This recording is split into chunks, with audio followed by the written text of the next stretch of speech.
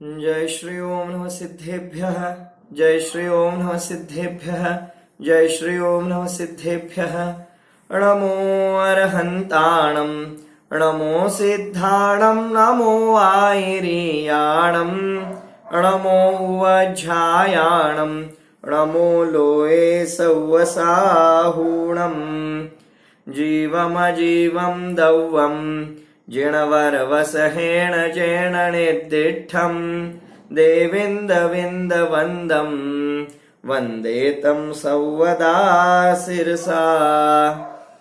जिस चैतन्य महाहिमगिरि से परिणति के घन टकराते हैं, शुद्ध अतीन्द्रिय आनंद रस की मूसल धारा बरसाते हैं, जो अपने आश्रित परिणति को रत्नत्रय की निधियां देता।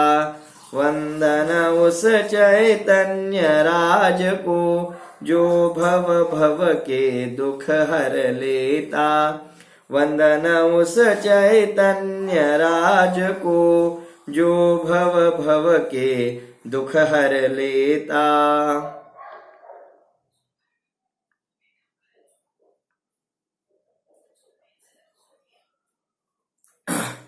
श्री नेमिचंद्र सिद्धांती देव विरचित बृहद्रव्य संग्रह या ग्रंथाचा स्वाध्याय करीत असताना क्रमशः आपलं हे 39 क्रमांकाचं व्याख्यान आहे।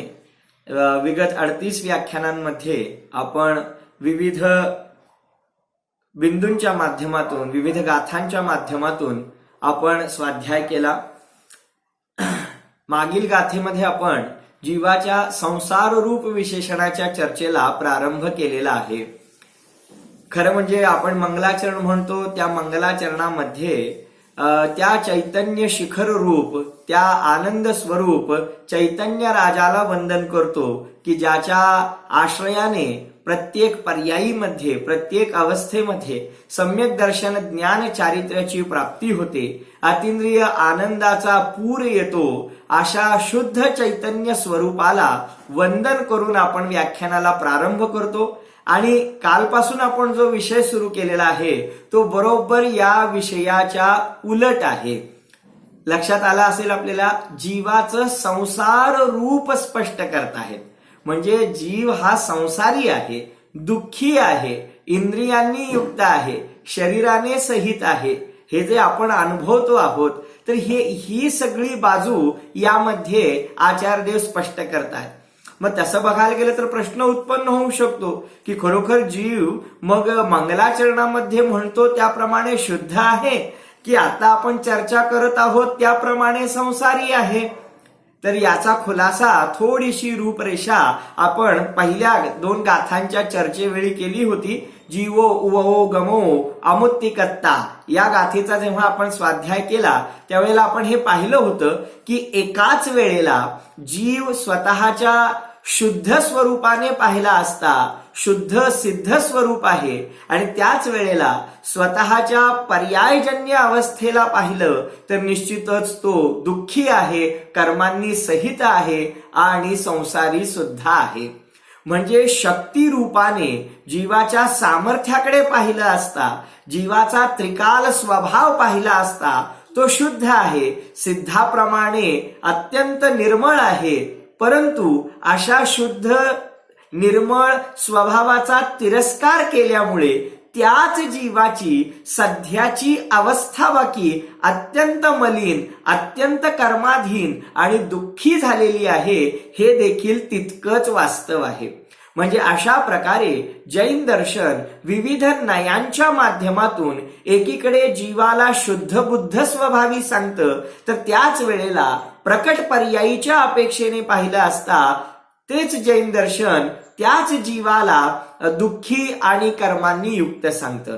तर हा जो बॅलन्स आहे तो सुद्धा आपण समजावून घेतला पाहिजे। यातली कोणती तरी एक स्थिती खरी असणार आणि दुसरी खोटी असणार, एक सत्य असणार आणि दुसरी असत्य असणार, अशा प्रकारचा ग्रह आपण करता कामा नये। दोन्ही स्थिती एकाच वेळी शक्य आहेत। बोला, हे आपण समजावून घेतलं पाहिजे। तर याचा आपण पुन्हा कधीतरी विस्ताराने खुलासा बघूया की हे कशा प्रकारे शक्य होतं. पण तुर्तास तरी आपण हे लक्षात घ्यावं की जीवाचा त्रिकाल स्वभाव शुद्ध आहे, म्हणूनच त्याचा आश्रय घेऊन जीव सुखी होऊ शकतो. आणि जरी स्वभाव त्रिकाल शुद्ध असला तरी सध्या जे अनुभवात येणारं दुःख आहे ते सुद्धा खोटं नाहीये, ते सुद्धा वर्तमान अवस्थेच्या अपेक्षेने सत्यच आहे. आणि म्हणून तर त्या दुःखाचा अभाव करण्यासाठी पुरुषार्थ करण्याची आवश्यकता आहे. तर अशा प्रकारे एकाच वेळी या जीवासोबत या दोन्ही नयांच्या विषय वस्तू खऱ्या अर्थाने सत्य रूपामध्ये दिसतात. आणि म्हणून त्यांपैकी जीवाच्या शुद्ध स्वभावाला गौण करून त्याची चर्चा पुढे येणार आहे. सध्या जीवाच्या शुद्ध स्वरूपाला गौण करून थोडस बाजूला ठेवून येथे आचार्य जीवाच्या संसारीपणाला मुख्य करताहेत, जीवाच्या दुःखी कष्टी अवस्थेला विस्ताराने समजावून सांगतायत. आणि मला हे सांगताना खूप आनंद होतो की खरोखर जीवाला संसारी म्हणायचं असेल, जीवाला संसारी सिद्ध करायचं असेल तर सगळ्यात पहिली अट आहे की त्या जीवाने शरीर सहितच असलं पाहिजे. समजतं का? पहा, तुम्ही शरीराला जीवापासून बाजूला करून पहा, तो जीव संसारी राहणारच नाही. तो जीव आपोआपच मुक्त दशेला प्राप्त होईल. म्हणजे संसारामध्ये किंवा जीवासोबत शरीराचा संयोग आहे, तो संयोगच जीवाला संसारी सिद्ध करतो. आणि तो जर संयोग दूर झाला तर मग जीव आपोआपच स्वतःच्या शुद्ध सिद्धरूप अवस्थेला प्राप्त करेल. तर मग आता आपल्याला लक्षात येईल की जेव्हा आचार्यांनी सांगितलं की अशा प्रकारे एकेंद्रिय, दोन इंद्रिय, तीन इंद्रिय, चार इंद्रिय आणि पंचेंद्रिय, त्यामध्ये सुद्धा 5 प्रकारचे स्थावर जीव म्हणजे पृथ्वी कायिक, जल कायिक, अग्नी कायिक, वायू कायिक, वनस्पती कायिक, या सगळ्या चर्चेतून ते फक्त एकच सांगू पाहतायत की बाबा रे, जीवाने इंद्रियांचं ग्रहण केलं की तो संसारी झाला, जीवाने शरीराचं ग्रहण केलं की तो संसारी झाला. आणि मग अशा वेळेला त्याच्या संसार परिभ्रमणाला अंत राहत नाही. आता ती चर्चा पूर्ण केल्यानंतर आणखी सुद्धा खूप चर्चा बाकी आहे, पण काय करायचं, वेळ सांगते की आपण पुढच्या गाथेकडे सुद्धा थोडंसं वळलं पाहिजे. एकच मुद्दा सांगून ही गाथा आपण जी आहे 11 नंबरची गाथा ती पूर्ण करूया. जीव एकेंद्रिय, दोन इंद्रिय, तीन इंद्रिय अशा हीन पर्यायींना का प्राप्त होतो? का बरं तो एकेंद्रिय, दोन इंद्रिय होतो? तर याचं उत्तर फार सुंदर याच गाथेच्या टीकेमध्ये सांगितलेलं आहे. रवींद्रजी, खूप सुंदर ऐकण्यासारखा विषय आहे. काय सांगतात तर ते म्हणतात की 2 कारणं आहेत त्याची. त्यातलं पहिलं कारण आहे की आता आपण संसारामध्ये जगत असताना आता सध्या सुद्धा कशासाठी धडपडतो? प्रत्येक जीवाची धडपड कशासाठी सुरू आहे? तर ती निश्चित यासाठी सुरू आहे की 5 इंद्रियांचे विषय भोग मिळाले पाहिजेत. स्पर्शनेंद्रियाचे विषय भोग मिळाले पाहिजेत, रसनेंद्रियाचे चोचले मिळाले पाहिजेत, घ्राणेंद्रिय, चक्षुरेंद्रिय, कर्णेंद्रिय. आमची वासना संपलेली नाहीये, आमचा मोह मंद पडलेला नाहीये, किंबहुना मोह संपलेला तर अजिबात नाहीये. आणि त्यामुळे आम्हाला कुठेही गेला असता या इंद्रियांचे विषय लोभात पाडतात, लोभसवाणे वाटतात. आणि मग या इंद्रियांच्या विषयांच्या पूर्तीसाठी आमच्या जीवनातला बहुभाग आम्ही समर्पित केलेला आहे. आमचं जीवन जे यापन होतं, आमच्या जीवनामध्ये जे अनेक क्रियाकलाप घडतात, कशासाठी घडतात? पैसे मिळवण्यासाठी, पैसे मिळाल्यानंतर ते खर्च करण्यासाठी, शरीराच्या पालन पोषणासाठी, इंद्रियांच्या तृप्तीसाठी. आता जी दिवाळी झाली त्या दिवाळीमध्ये एवढा तामझाम कशाचा होता? खऱ्या अर्थानं जे वेगळेपण आलं होतं ते कशामुळे आलं होतं? तर या 5 इंद्रियांच्या भोग लालसे पोटीच तर हे सगळं आलं होतं. जरा गांभीर्याने विचार करून पहा. काही नाही झालं तरी गावातून आम्ही एक चक्कर मारून आलो, थोडीशी बाजारपेठ पाहून आलो. का पाहून आलो? तर लॉकडाऊन मध्ये फिरायला मिळालं नव्हतं आणि त्यामुळे या डोळ्यांना थोडंसं पाहण्यासाठी, सुखावण्यासाठी आम्ही सगळीकडे फिरून आलो. जे काही असेल ते सांगण्याचं तात्पर्य हे आहे, आचार्य म्हणतात या 5 इंद्रियांना तृप्त करण्यासाठी किंवा त्यांचे विषय भोग भोगण्यासाठी निश्चितच जीवांची हिंसा घडते. जीवांची हिंसा घडल्याशिवाय 5 इंद्रियांची तृप्तता होऊ शकत नाही. आता याचा खूप विस्तार करता येईल, तो लक्षात सुद्धा आहे, सांगण्याची भावना सुद्धा आहे, परंतु वेळेअभावी मी सांगत नाही. स्पर्शनेंद्रिय मैथुनादी क्रिया करताना निश्चितच जीवांचा घात होतो. रसनेंद्रिय जेव्हा विविध पदार्थ भक्षण केले जातात, बनवले जातात, तेव्हा आरंभ क्रिया घडतात, त्यावेळी सुद्धा नियमाने जीवांचा घात घडतो. एसीची हवा भोगताना, थंडीमध्ये हीटर लावताना निश्चितच स्पर्शनेंद्रियाला बरं वाटतं, परंतु निश्चितच तेथे जीवांचा घात झाल्याशिवाय राहतच नाही. एकूणच काय, सर्वच इंद्रियांचे भोग भोगताना जीव हत्या अनिवार्य रीतीने होतेच होते. आणि मग म्हणतात, जो जीव आपल्या इंद्रियांच्या भोग लालसेच्या पूर्तीसाठी इतर जीवांचा घात जुमानत नाही, तोच जीव फिरून मरण करून त्याच एकेंद्रिय इत्यादी गतीला प्राप्त होतो. समजलं काय सांगितलं? की शेवटी थोडंसं दुर्लक्ष झालं. पुन्हा एकदा सांगतो, काय सांगितलं? शेवटची ओळ फार महत्वाची होती, ती ही की ज्या 5 इंद्रियांच्या विषय भोगांना पूर्ण करण्यासाठी, त्याचा आनंद घेण्यासाठी जीव इतर जीवांचा घात करतो, बस त्या इतर जीवांचा घात करून स्वतःचे इंद्रिय भोग भोगल्यामुळे मरण झाल्यानंतर तो पुन्हा त्याच एकेंद्रिय, 2 इंद्रिय, 3 इंद्रिय इत्यादी गतींना प्राप्त होतो. हे पहिलं कारण आहे. आणि त्यानंतर सांगतात, दुसरं कारण हे आहे की अशा प्रकारे एकेंद्रिय जीवांची विराधना केल्याने, त्यांची हिंसा केल्याने प्राणी संयम आणि इंद्रिय संयम हे दोन्ही न पाळल्यामुळेच जीव त्या विशिष्ट गतींना प्राप्त होतो. आणि म्हणून येथे आचार्य सांगतात की म्हणूनच या एकेंद्रिय, 2 इंद्रिय इत्यादी पर्यायी हेय आहेत, सोडून देण्यायोग्य आहेत. आणि अशरीरी असं आत्म्याचं जे शुद्ध स्वरूप आहे तेच खऱ्या अर्थाने आश्रय घेण्यायोग्य आहे, तेच ग्रहण करण्यायोग्य आहे. तर अशा प्रकारे हा मागच्या गाथेमध्ये जो आलेला भाग आहे तो आपण पाहिला.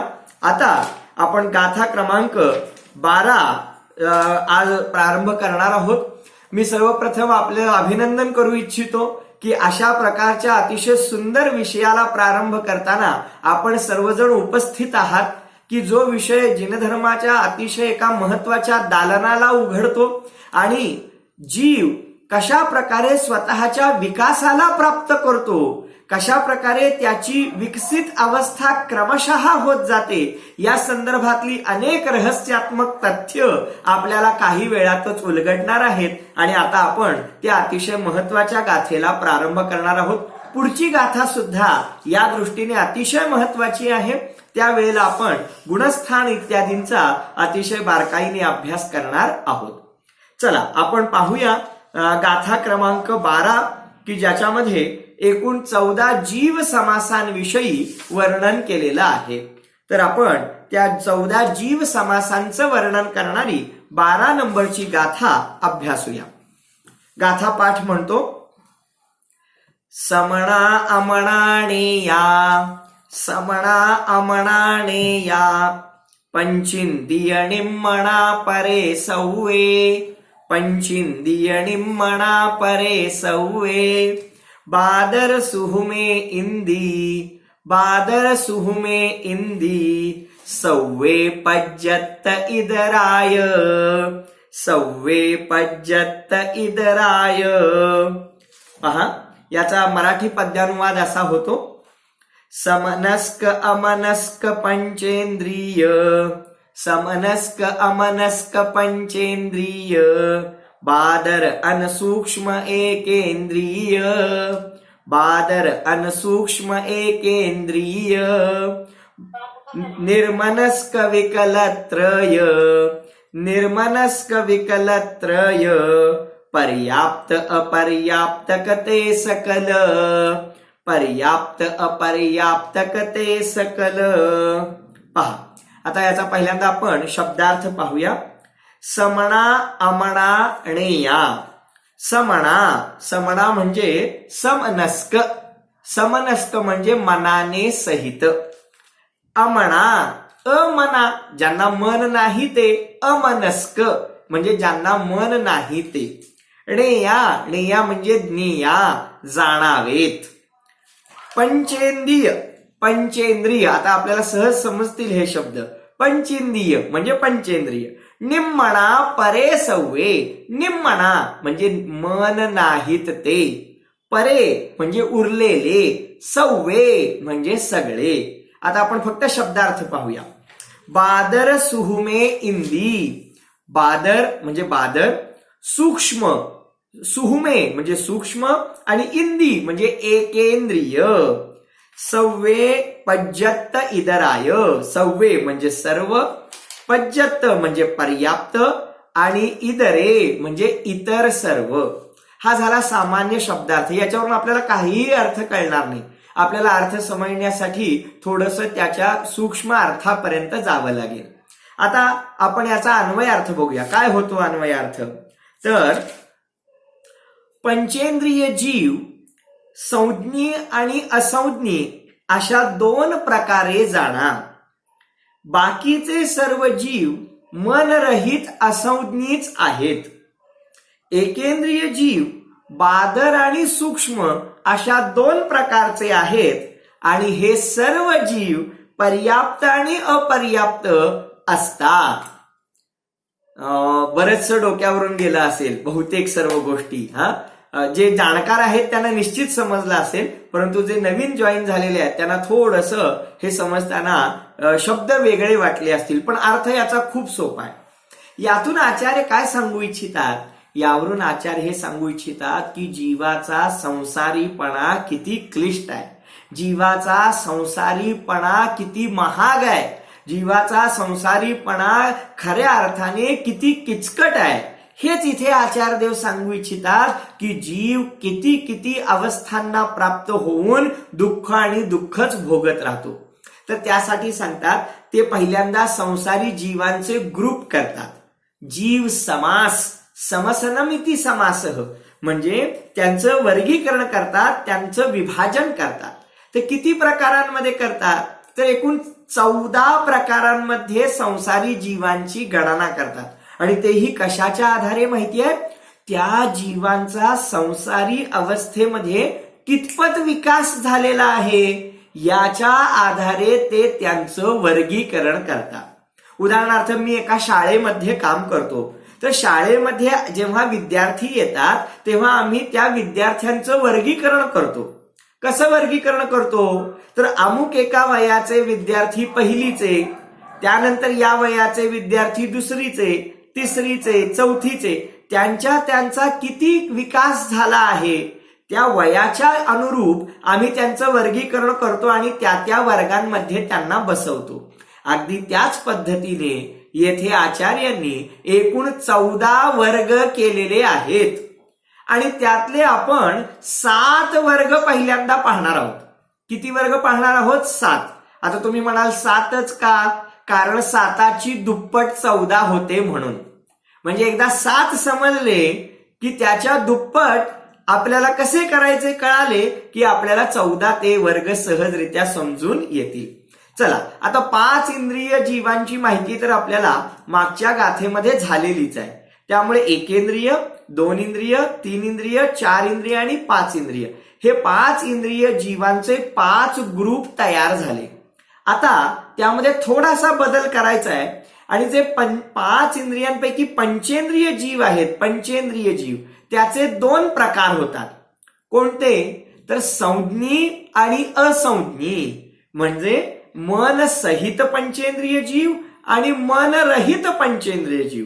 म्हणजे पंचेंद्रिय जीव काही असे असतात की ज्यांना मन असतं आणि काही पंचेंद्रिय जीव असे असतात की ज्यांना मन नसतं. तर मग पंचेंद्रिय जीवांचे 2 गट झाले. एक संज्ञी म्हणजे मन सहित आणि असंज्ञी म्हणजे मन रहित. असे पंचेंद्रिय जीवांचे 2 प्रकार झाले. आणि जे एकेंद्रिय जीव आहेत, एकेंद्रिय, त्यांचे पण 2 प्रकार होतात. एक बादर एकेंद्रिय आणि एक सूक्ष्म एकेंद्रिय. आता या बादर आणि सूक्ष्म कशाला म्हणतात? खूप सोपं आहे. हे माझं शरीर आहे ना, माझं शरीर, हे माझं शरीर तुमच्या शरीराला अडवतं किंवा इतर वस्तूंना अडवतं, ते रोखतं, ते एखाद्या वस्तूला आर पार जाऊ देत नाही, याला म्हणतात बादर. आणि असं शरीर सुद्धा असतं की जे दुसऱ्या शरीरांना, दुसऱ्या पदार्थांना आर पार जाऊ देतं, म्हणजे रोखत नाही. तर जे इतरांना रोखणारं शरीर असतं त्याला बादर म्हणतात, आणि जे इतरांना रोखत नाही त्याला सूक्ष्म म्हणतात. तर काही एकेंद्रिय जीव असे आहेत की जे त्यांच्या शरीराद्वारे इतरांना अडवतात. त्याच्या शरीराने युक्त, स्थूल शरीराने युक्त असे जे एकेंद्रिय जीव असतात त्यांना बादर एकेंद्रिय म्हणतात. याउलट काही एकेंद्रिय जीव इतके सूक्ष्म असतात, इतके सूक्ष्म शरीर धारण करतात की त्या शरीरामधून इतर वस्तू आरपार होऊ शकतात, आणि अशा सूक्ष्म शरीरधारी एकेंद्रिय जीवांना सूक्ष्म एकेंद्रिय म्हणतात. आता तुम्हाला आपल्याकडे किती गट झाले सांगा बघूया. एकूण किती गट झाले? एकेंद्रिय जीव त्यांचे 2 प्रकार, बादर एकेंद्रिय, सूक्ष्म एकेंद्रिय. त्यानंतर 2 इंद्रिय जीव, त्यानंतर 3 इंद्रिय जीव, त्यानंतर 4 इंद्रिय जीव, त्यानंतर पंचेंद्रियांचे 2 प्रकार आहेत, एक संज्ञी पंचेंद्रिय आणि एक असंज्ञी पंचेंद्रिय. किती झाले एकूण? 7 झाले. आपल्याला हवे होते ते 7 प्रकार झाले का? फार कठीण होते का पद्मनाभजी? माझ्या मते सोपं आहे. 5 इंद्रिय जीव तर आपण पाहिलेच होते. त्यापैकी एकेंद्रिय जीवाला आपण 2 गटांमध्ये विभागलं, बादर एकेंद्रिय आणि सूक्ष्म एकेंद्रिय. आणि पंचेंद्रिय जीवांना पण 2 गटात विभागलं, मन असणारे संज्ञी पंचेंद्रिय आणि मन नसणारे असंज्ञी पंचेंद्रिय. बस अशा प्रकारे एकूण 7 प्रकार तयार झाले. ठीक आहे. तर अशा प्रकारे आपण येथे 7 प्रकार पाहिलेले आहेत. आता या 7 प्रकारे जे जीव तयार झाले हे सगळे संसारी आहेत की नाही पाहायची काय गरज आहे? पंचेंद्रियांचेच प्रकार आहेत ना, त्यामुळे हे सगळे जीव संसारीच असणार आहेत, कर्मांनी आणि शरीराने सहितच असणार आहेत. आता याच 7 जीवांपैकी चला एक प्रश्न छोटासा बघूया किती समजलंय. या 7 जीवांपैकी मन असणारे गट किती आहेत आणि मन नसणारे गट किती आहेत? Check it out. चला चेक करा. हा, सुनीताजी सांगतायत, खूप छान. त्या सांगतायत की एकच गट आहे की जो मन सहित आहे, आणि बाकीचे 6 गट आहेत ते सगळे मन रहितच आहेत. बरोबर आहे. संज्ञी पंचेंद्रिय आहे तो एकटाच मन सहित आहे. असंज्ञी पंचेंद्रिय, 4 इंद्रिय, 3 इंद्रिय, 2 इंद्रिय, एकेंद्रियामध्ये 2, ते सगळे काय आहेत? मन रहितच आहेत. तर अशा प्रकारे आपल्याकडे एकूण 7 गटामध्ये सगळे संसारी जीव आलेले आहेत. आता म्हणतात की या 7 गटांमध्ये हे जे 7 जीव प्रकारचे जीव झाले ते 7 जीव पर्याप्तक पण असतात आणि अपर्याप्तक पण असतात. हा नवीन शब्द आहे, काळजीपूर्वक ऐका. पर्याप्तक, पर्याप्तक, पला त जोडायचं, आणि दुसरे अपर्याप्तक. आणि असे 7 प्रकारचे पर्याप्तक जीव आणि 7 प्रकारचे अपर्याप्तक जीव यांचे मिळून होतात 14 प्रकारचे जीव प्रकार, 14 प्रकारचे गट. त्यांनाच जीव समास असे म्हणतात. खूप रंजक चर्चा आहे, खूप मुळापासून समजावून घेण्यासारखी चर्चा आहे. आता पुन्हा हे पर्याप्तक आणि अपर्याप्तक काय भानगड आहे? तर काय भानगड आहे ते मी सांगतो, पहा. जीवाच्या विकासाशी संबंधित अशा या सर्व प्रक्रिया आहेत की जीवाचा विकास कसा घडतो आहे त्याच्याशी संबंधित या पर्याप्ती आहेत. उदाहरण द्यायचं झालं तर मी माझ्या मुलाला शाळेत पाठवतो आणि तो शाळेमध्ये शिकतो. अपेक्षा काय आहे की शाळेमध्ये त्यानं सर्व काही शिकावं आणि याच अपेक्षेने प्रत्येक पालक आपल्या मुलांना शाळेत पाठवतो. पण काय पाठवलेलं गेलेलं मूल शाळेतलं सर्व काही शिकतं का? शाळेमध्ये जे शिकवलं जातं ते सर्व शिकतं का? नाही शिकत. सगळ्या विषयांमध्ये ते व्यवस्थित परिपूर्ण पारंगत होतं का? नाही होत. काही विषयांमध्ये खूप पुढे असतो, काही विषयांमध्ये खूप मागे असतो. कदाचित काहीच मुलं अशी असतात की सर्वच विषयात टॉप करतात. बोला शांतीनाथजी, सर्वच विषयात टॉपर असतात, बरोबर आहे की नाही? मग आमच्या घरातलं मूल आम्हाला तसलं पाहिजे आहे की सर्व विषयामध्ये त्याने टॉप केला पाहिजे, होय की नाही? पण गंमत सांगू तुम्हाला, हे मूल जेव्हा सर्व विषयात टॉप करतं तेव्हा ते खेळामध्ये सगळ्यात मागं असतं. बोला, मग खेळामध्ये पुन्हा मागे गेला की नाही? त्याने खेळाचा विकास कुठे केला? बोला, एखाद्या खेळात पण थोडाफार पुढे गेला तर तो वाद्य वाजवण्यामध्ये मागे पडतो. थोडक्यात काय, कुठल्याही प्रकारे आपण विचार केला तर सर्वांग आणि परिपूर्ण त्याचा विकास होत नाही. काही क्षेत्रांमध्ये तो पुढे जातो, काही क्षेत्रांमध्ये मध्यम राहतो, तर काही क्षेत्रांमध्ये तो अगदीच अल्पविकसित सुद्धा राहतो.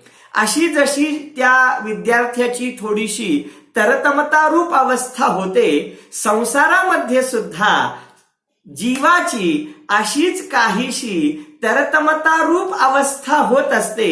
त्याचा विकास कमी जास्ती होतो. त्यालाच आचार्यांनी या पर्याप्तीच्या रूपामध्ये सांगितलेलं आहे. थोडीशी कल्पना आली का संजयजी? समजलं का काय सांगतोय? की जीवाचा विकास कितपत घडलेला आहे याच्यावरती त्या जीवाच्या पर्याप्ती ठरतात.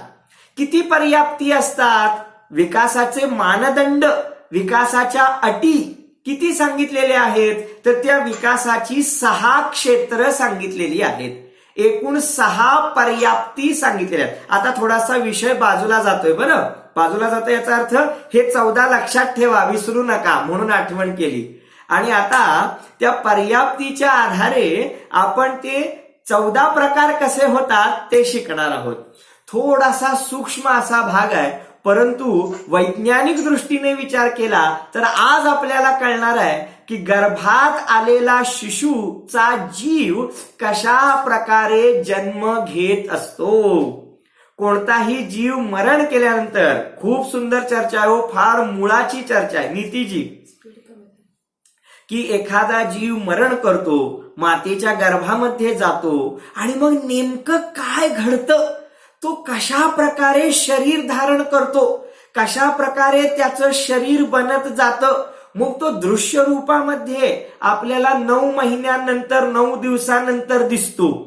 पण मुळात त्याची प्रोसेस कशी चालू होते हे आज आपल्याला या व्याख्यानाच्या माध्यमातून कळणार आहे, की ज्याची चर्चा फारच सारगर्भित आहे. चला तर मग सुरुवात करूया जीवाच्या विकासाच्या प्रक्रियेला समजावून घेण्यासाठी. तर मग एकूण 6 प्रकारच्या पर्याप्ती असतात. तर पहिल्यांदा आपण पर्याप्ती कशाला म्हणतात ते समजावून घेऊया. थोडीशी व्याख्याच सांगतो. पहिल्यांदा आहार वर्गणा, भाषा वर्गणा, मनोवर्गणा यांच्यासारख्या पुद्गल परमाणूंपासून आहार, इंद्रिय, शरीर, श्वासोच्छ्वास, भाषा आणि मन तयार होण्याच्या प्रक्रियेसाठी जीवाची जी शक्ती परिपूर्ण होते त्याला पर्याप्ती म्हणतात. काय सांगितलं काहीच कळालं नाही असं झालं असेल तर फार उत्तम आहे. तुम्ही म्हणाल असं का म्हणता, उत्तम का म्हणता? कारण तरच समजेल ना, आणि समजलं तरच आनंद येईल ना. त्यामुळे म्हणतोय पर्याप्ती कशाला म्हणतात, तर जीव जेव्हा एक शरीर सोडून दुसऱ्या शरीराला धारण करण्यासाठी बाहेर पडतो, विग्रह गती म्हणतात त्याला, त्या विग्रह गतीद्वारे तो एका शरीराला सोडून दुसऱ्या शरीराला ग्रहण करण्यासाठी गेल्यानंतर अंतर्मुहूर्तामध्ये त्याच्यामध्ये शरीराला ग्रहण करणे रूप शक्तीचा विकास होतो, त्यालाच पर्याप्ती असे म्हणतात. जसं जसं आपण या संपूर्ण विषयाला शिकत जाऊ तसतसा हा भाग आपल्याला स्पष्ट होईल. बघा आता काय घडतं. सगळ्यात पहिली पर्याप्ती असते, तिचं नाव आहे आहार पर्याप्ती. आपण पहिल्यांदा नावं शिकून घेऊया. पर्याप्ती किती असतात? 6. जीवाचा विकास किती माध्यमातून होतो? 6. त्यांची नावं कोणती? पहिली आहार पर्याप्ती, दुसरी इंद्रिय पर्याप्ती, दुसरी शरीर पर्याप्ती. पहिली आहार पर्याप्ती, दुसरी शरीर पर्याप्ती, तिसरी इंद्रिय पर्याप्ती, चौथी श्वासोच्छ्वास पर्याप्ती, 5वी भाषा पर्याप्ती आणि 6वी मन पर्याप्ती. अगदी बरोबर. काही लोकांना हे सर्व ठाऊक आहे. पुन्हा एकदा सांगतो. आहार पर्याप्ती, शरीर पर्याप्ती, इंद्रिय पर्याप्ती, त्यानंतर श्वासोच्छ्वास पर्याप्ती, भाषा पर्याप्ती आणि मन पर्याप्ती. तर अशा या विकासाच्या 6 पायऱ्या आहेत. ठीक आहे. आता पहिली पर्याप्ती कोणती आहे? आहार पर्याप्ती. बघा, खूप सुंदर चर्चा आहे. जीव जेव्हा एक शरीर सोडून दुसरं शरीर धारण करण्यासाठी बाहेर पडतो आणि नियोजित योनीमध्ये, नियोजित ठिकाणी जिथं तो जन्म घेणार आहे तिथं जात गेल्यानंतर त्या ठिकाणी काय प्रक्रिया घडते? तर त्याला शरीर हवं की नाही? त्या जीवाला राहण्यासाठी शरीर हवं. तर मग ते शरीर कशापासून बनतं? ते शरीर बनलेलं असतं हाडापासून, मांसापासून आणि रक्तापासून. अशा प्रकारच्या पदार्थांपासून त्या शरीराची उत्पत्ती झालेली असते. तर मग तसे पदार्थ तयार होण्यासाठी आवश्यक असतो काही कठीण भाग आणि हवा असतो काही द्रवरूप भाग. तर मग आहार पर्याप्ती कशाला म्हणतात? तर आहार वर्गणेचे जे परमाणू असतात, म्हणजे या सृष्टीतले, या निसर्गातले आहार वर्गणा नावाचे परमाणू असतात, त्या परमाणूंपासून खलभाग म्हणजे काही कठोर घट्ट भाग तयार केला जातो आणि त्याच आहार परमाणूंना घेऊन काही पातळ भाग तयार केला जातो आणि त्यापासून पुढे हाड आणि रक्तरूप पदार्थ तयार होतात.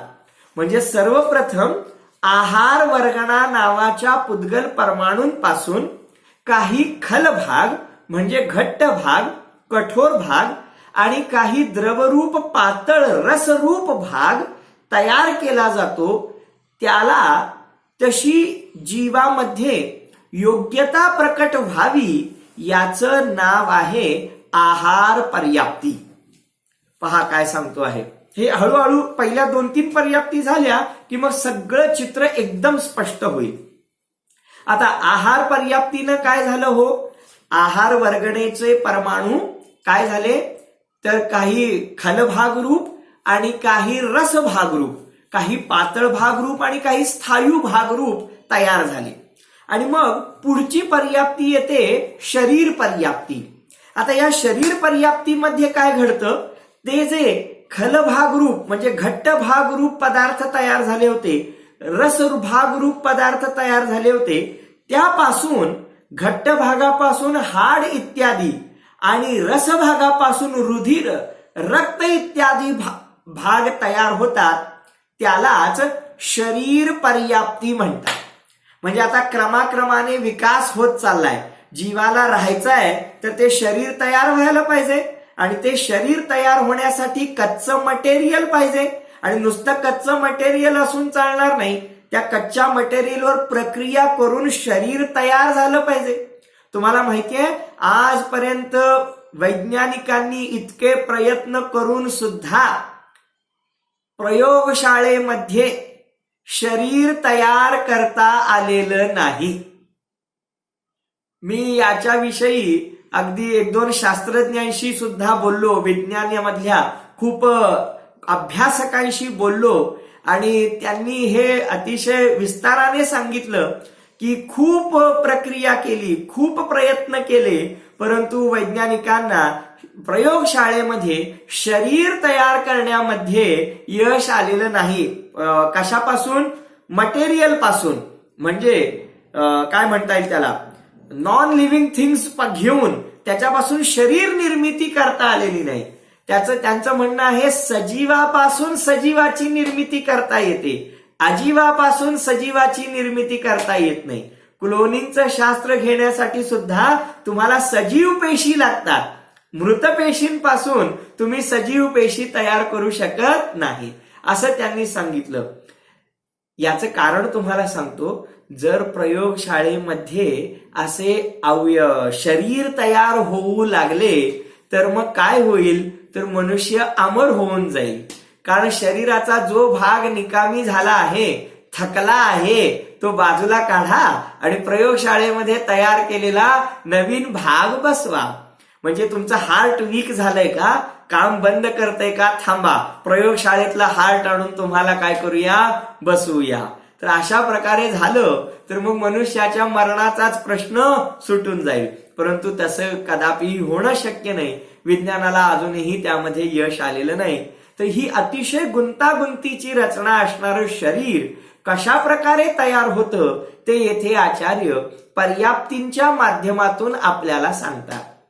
तर आहार वर्गणारूप काही परमाणू असतात, पुद्गलांचे गठ्ठे असतात आणि त्या आहार वर्गणेच्या पुद्गलांपासून, परमाणूंपासून, कणांपासून पहिल्यांदा काही घट्ट भागरूप आणि काही पातळ भागरूप पदार्थ तयार होतात.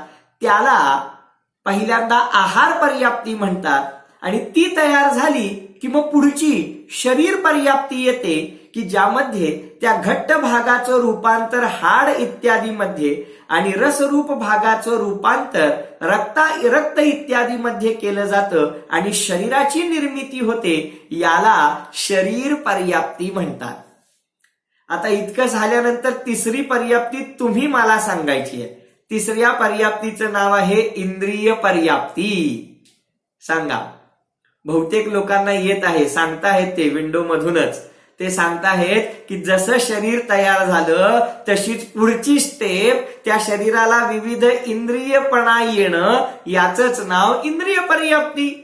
जसं त्या आजकाल दाखवतात ना, पहिल्यांदा मांसाचा गोळा असतो, नंतर मग त्या एम्ब्रियोची, त्या गर्भस्थ जीवाची वाढ होत जाते, मग हळूहळू अवयव विकसित होतात, डोळे, कान, नाक वगैरे दाखवतात की आजकाल.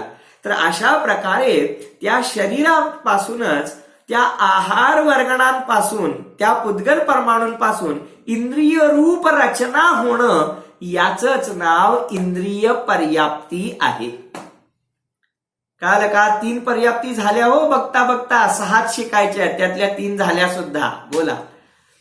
तर पहिली होती आहार पर्याप्ती, दुसरी शरीर पर्याप्ती, तिसरी इंद्रिय पर्याप्ती, आता चौथी श्वासोच्छ्वास.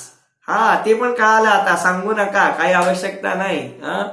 तर आहार वर्गणेच्या पुद्गल परमाणूंपासून पुन्हा त्या जीवाची श्वासोच्छ्वास रूप अवस्था प्राप्त होणं, श्वासोच्छ्वास सुरू होणं, यालाच श्वासोच्छ्वास पर्याप्ती म्हणतात. ही चौथी पर्याप्ती. 5वी पर्याप्ती भाषा पर्याप्ती. लक्षात आलं असेल. पण ह्याच्यात एक फरक आहे. आहार वर्गणांचं काम संपलं.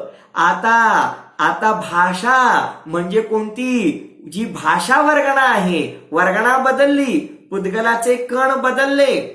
आतापर्यंत आहार वर्गणांचा गठ्ठा होता, तो आता उपयोगी पडणार नाही. आता भाषा वर्गणेचे पुद्गल परमाणू वेगळा गठ्ठा घ्यावा लागेल, मटेरियल चेंज करावं लागेल, कच्चा माल बदलावा लागेल आणि भाषा वर्गणेचे पुद्गल परमाणू घेऊन त्याद्वारे भाषेची निर्मिती होणं, याला भाषा पर्याप्ती म्हणतात. ठीक आहे. आता शेवटची उरली मन पर्याप्ती.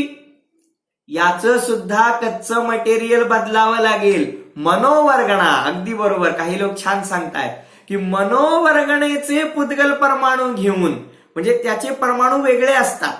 त्या मनोवर्गणेपासून फक्त मनच तयार होतं, भाषा वर्गणेपासून फक्त भाषाच तयार होते आहार वर्गणेपासून काय काय तयार होतं? खलभाग, रसभाग, शरीर रूप भाग, हाड रूप भाग, रक्त रूप भाग, इंद्रिय रूप भाग आणि शेवटी सांगितलेला श्वासोच्छ्वास रूप भाग. हे सगळे तयार होतात एका कच्च्या मटेरियल पासून. कोणत्या? आहार वर्गणा. म्हणजे पहिल्या 4 पर्याप्तींसाठी लागते ती आहार वर्गणा. 5व्या पर्याप्तीसाठी, भाषा पर्याप्तीसाठी लागते ती भाषा वर्गणा, वेगळे परमाणू. आणि मन तयार होतं मनोवर्गणेपासून आणि तीच 6वी पर्याप्ती आहे की ज्याद्वारे जीवाचं मन तयार होतं आणि ते मनोवर्गणेपासून बनतं. यालाच मन पर्याप्ती म्हणतात.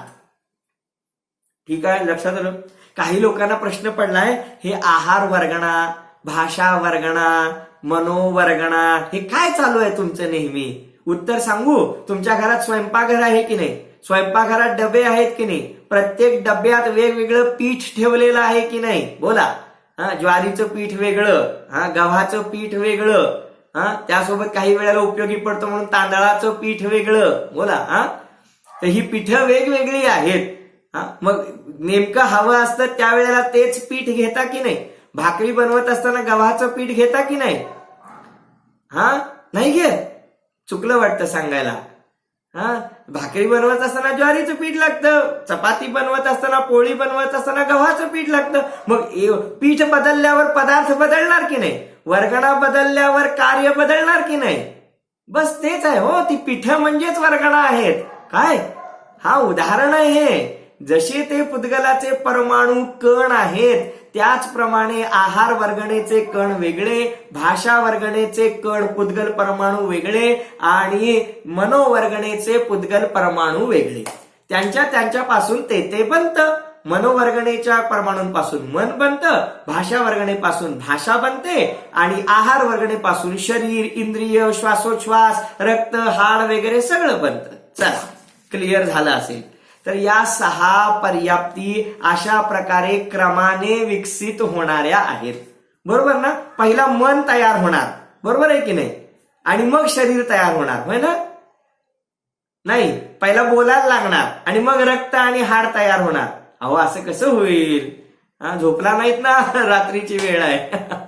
तर हा क्रमाने विकास आहे. म्हणजे पहिल्यांदा आहार पर्याप्ती होणार, मग शरीर तयार होणार, मग इंद्रिय तयार होणार, मग इंद्रिय तयार झाल्यानंतर मग भाषा तयार होणार आणि शेवटी गेल्यानंतर मन तयार होणार.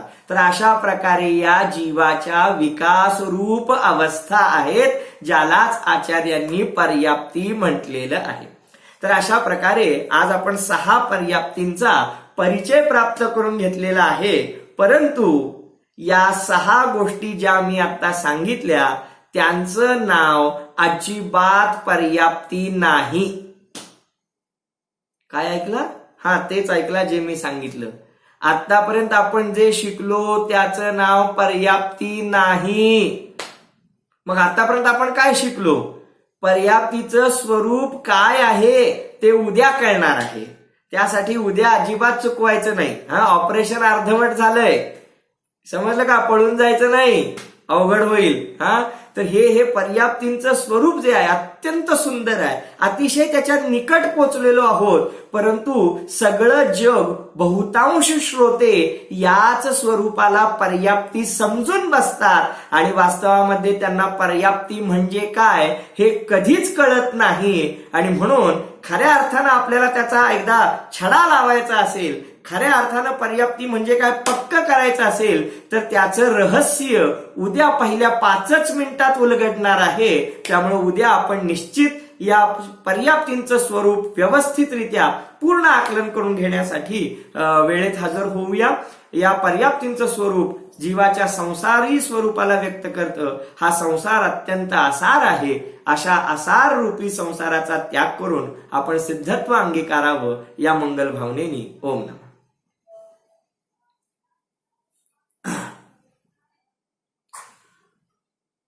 प्रश्नमंच पाहूया.